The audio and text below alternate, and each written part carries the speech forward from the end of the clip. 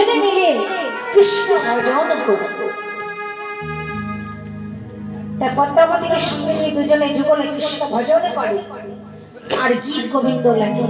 গীত গোবিন্দ 10টি অধ্যায়, 10ম অধ্যায় শেষে জয়দেব লিখলেন সনাতনে লেখেন না মম শিরসে মন্ডল।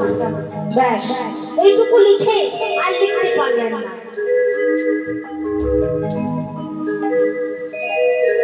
লিখতে বসেছিল দুপুর বেলায়, দুপুর গড়িয়ে বিকেল, বিকেল গড়িয়ে সন্ধ্যা, সন্ধ্যা গড়িয়ে রাত্রি, রাত্রি গড়িয়ে ভোর, ভোর গড়িয়ে আবার দুপুর হয়ে গেল।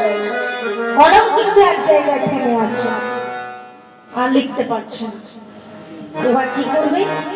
পদ্মাবতী বলছে স্বামী তুমি একটা কাজ করো, তুমি নদীতে স্নান করে এসো, নদী থেকে স্নান করে এসে নীল মাধবের সেবা দাও, তারপর তুমি লেখো, দেখো তোমার মনে পড়ে যাবে।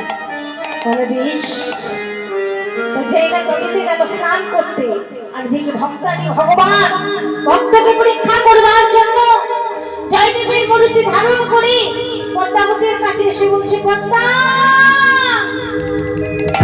পদ্মা। পদ্মাবতী বলছে কি স্বামী এত তাড়াতাড়ি স্নান হয়ে গেল? পদ্মা আমি যেটা লিখতে মনে করেছি সেটা আমার মনে পড়ে গেছে, তুমি আমাকে তাড়াতাড়ি করে সেবা করিয়ে দাও।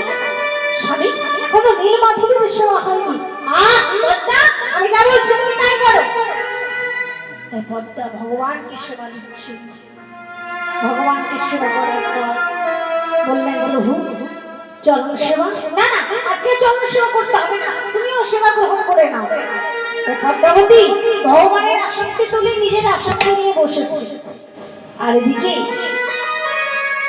ভক্তাদি ভগবান জয়দেবের কক্ষে প্রবেশ করে জয়দেবের গীত গোবিন্দকে নিয়ে দেখছে। জয়দেব লিখেছে সনাতনে লেখেন না মম শিরসে মন্ডল। ব্যাস এইটুকু লিখে আর লিখতে পারেনি।